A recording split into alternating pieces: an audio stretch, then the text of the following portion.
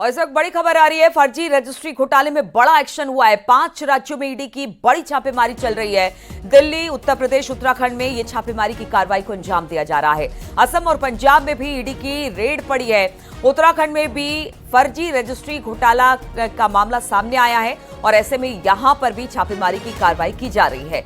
तो बड़ी खबर हम आपको बता रहे हैं, फर्जी रजिस्ट्री घोटाले में अब बड़ा एक्शन हुआ है। 5 राज्यों में ईडी की छापेमारी इस वक्त चल रही है, जिसमें दिल्ली, यूपी और उत्तराखंड शामिल है। इसके अलावा असम और पंजाब में भी ईडी की रेड चल रही है। उत्तराखंड में भी फर्जी रजिस्ट्री घोटाला सामने आया था, जिसके बाद अब यहां पर भी छापेमारी की कार्रवाई को अंजाम दिया जा रहा है। तो 5 राज्यों में ईडी की कार्रवाई चल रही है। ये 5 राज्य हैं, दिल्ली, उत्तर प्रदेश, उत्तराखंड, इसके अलावा असम और पंजाब। बातचीत करने के लिए शंकर आनंद इस वक्त हमारे साथ फोन लाइन पर जुड़ गए हैं। शंकर, क्या खबर मिल रही है इस पूरे मामले को लेकर?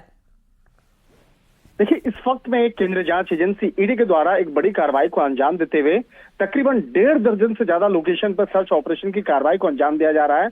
और ये सर्च ऑपरेशन की कार्रवाई 5 राज्यों में फैला हुआ है। राजधानी दिल्ली, उत्तर प्रदेश, उत्तराखंड, असम और इसके साथ ही पंजाब के लुधियाना में भी सर्च ऑपरेशन की कार्रवाई को अंजाम दिया जा रहा है। और अगर मामले की अगर बात करें तो जिस तरह से हमारे सूत्र बता रहे हैं कि उत्तराखंड में हुए अब तक के सबसे बड़े रजिस्ट्री जो फर्जी तरीके से जो रजिस्ट्री कराने का जो स्कैम है, उस मामले में सर्च ऑपरेशन की कार्रवाई को अंजाम दिया जा रहा है।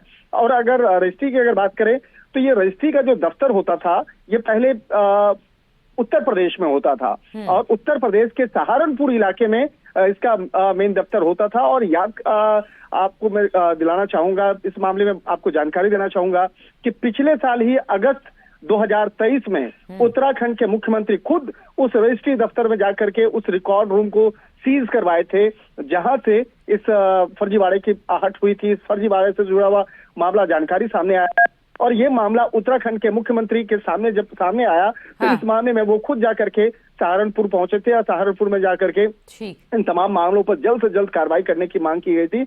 और इस मामले में उत्तराखंड में अब तक 18 से 20 एफआईआर अब तक हो चुके हैं।